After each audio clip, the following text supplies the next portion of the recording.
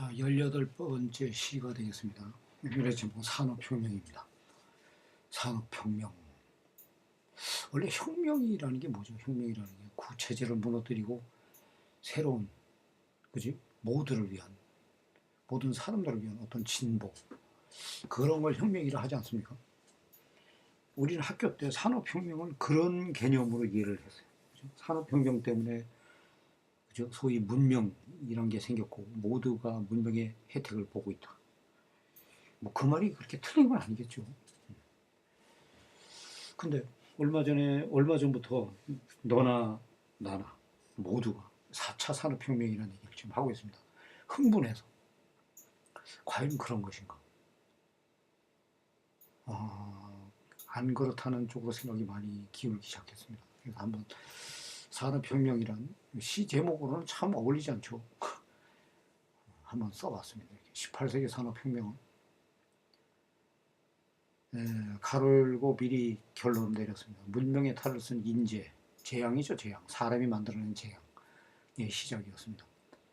세상을 늦음에서 빠름으로, 작음에서 금으로, 낮음에서 높음으로, 범에서 가까움으로. 이렇게 보면 굉장히 좋은 것처럼 느껴지죠. 그죠? 이런 것 중심으로 우리는 교육을 받습니다. 겸손한 인간을 오만한 신으로, 평균적 가난을 과다한 풍요로 바꿨습니다. 혁명의 고언은 대체 누구와 무엇을 위한 것이었나요?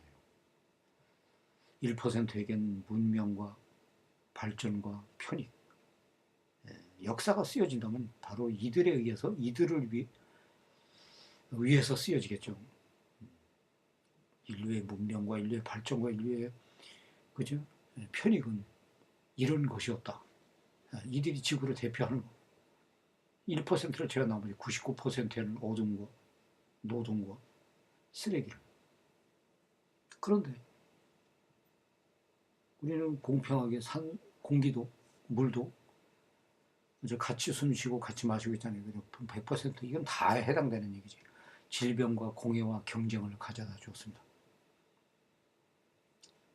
21세기 4차 산업혁명은 1%에 의한 1%를 위한 1%의 세상을 이러한 기술, 정보통신, 인공지능, 로봇, 사물, 인터넷, 빅데이터 등으로 꽉 채워서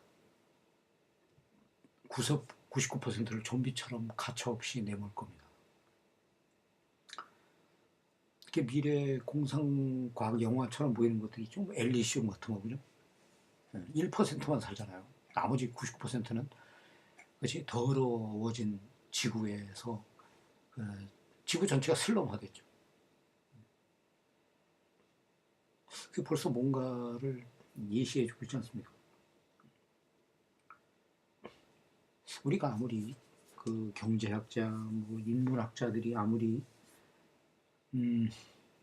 사람 중심이니 이런 얘기를 해도 결국은 그 이런 기술들을 누가 이끌어내는 거죠? 기업이잖아요, 기업. 기업은 예전부터 지금까지 우리가 경제학의 그 경쟁을 보면은 이윤 추구가 목적이죠. 이윤 추구가 목적이기 때문에 어떻게 하면은 일을 효율적으로 할까, 효과적으로 해낼까, 거기에다가 초점을 맞추지 않습니까? 거기에 사람이 들어갈 틈이 없어요.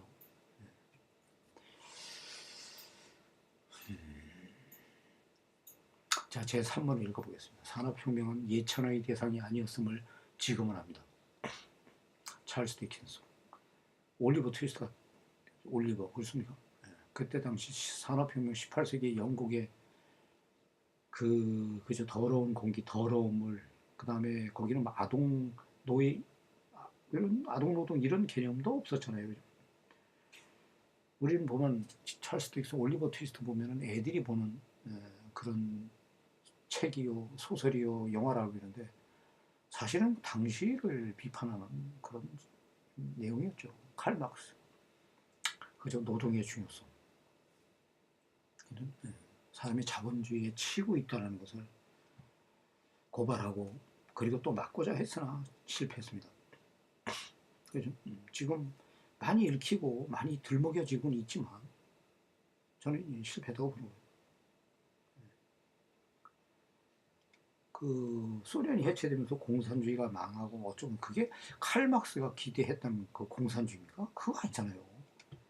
그죠? 소련의 공산주의는 그거는 옛날에 전제 정권하고 별 차이가 없는 겁니다. 그런 내용이 아니었잖아요. 그죠? 그래서 그 공산주의가 망해서 이제 자본주의만 승하고 있다.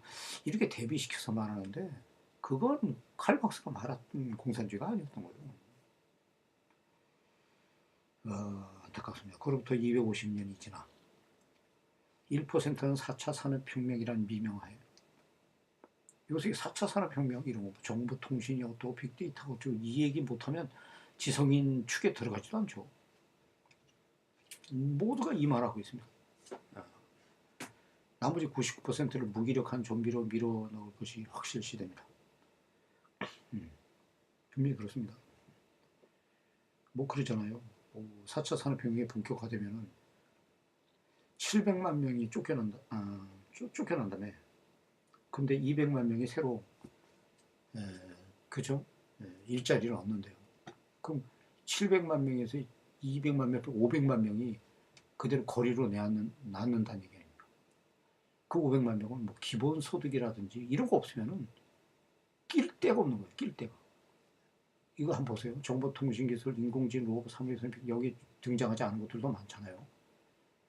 이런 하나하나 기술을 일반인이 획득한다는 것은 이게 보통 어려운 게 아니에요. 그러니까 4차 산업혁명에 이런 여기 이 대열에 설 수 있는 사람들은 그죠? 뽑히고 뽑힌 수재들이라는 얘기입니다. 일반인들은 여기 낄 재간이 없는 거예요. 그죠? 1%의 지구 정복을 눈앞에 두고 있는 이 마당에 저는 이렇게 표현했습니다. 나머지 99%를 대체 무엇을 언제 어떻게 해야 이 상황을 효과적으로 반전시켜낼 수 있을 것인가. 이미 늦었는지도 모릅니다. 그죠? 모두가 누구의 편입니까? 지금 언급되고 있는 거 보면 4차 산업혁명은 모두가 다 함께 노래를 하고 있잖아요. 1%도 나머지 99%도 마치 이게 미래의 먹거리인 양. 그렇지 않습니다. 4차 산업혁명이 본격화돼서 이런 것들이 마구잡이로 도입이 되면 많은 사람들이 일자리 잃을 텐데 거기에 주의를 기울인 사람들은 별로 없죠. 그냥 되는 것처럼. 천만의 말씀. 절대 그렇지 않습니다. 제가 1980년대 일을 시작했을 때만 해도 제가 일했던 그 공장, 전자회사 공장에 그때도 자동삽입기라고 있었어요. 그때도 막 여러 가지 부품들을 기계가 꽂고 그랬는데 그리고 아가씨들은 라인별로 하여튼 수십 명, 수백 명이 앉아 있었습니다. 손으로 꼽느라고. 근데 지금 그렇지 않잖아요. 다 어디로 갔습니까? 자동화 되면서 다 사라졌습니다. 그런 모습. 거의. 지금 뭐 독일의 그 신발업체 아디다스 운동화 만드는데 옛날에 수천 명이, 수백 명이, 수천 명이 하던 거를 불과 몇십 명이 한대죠. 다 뭐 하는 사람들입니까? 이런 기술이 뛰어난 사람들만 있는 거예요. 한번 더 읽어보도록 하겠습니다. 18세기의 산업혁명은 문명의 탈을 쓴 인재의 시작이었습니다. 세상을 늦음에서 빠름으로, 작음에서 크므로, 낮음에서 높음으로, 몸에서 가까움으로, 겸손한 인간을 오만한 신으로, 평균적 가난을 과다한 풍요로 바꿨습니다. 혁명의 구호는 대체 누구와 무엇을 위한 것이었나요? 1%에겐 문명과 발전과 편익을, 99%에겐 어둠과 노동과 쓰레기를, 100% 모두에겐 질병과 공해와 경쟁을 가져다 주었습니다.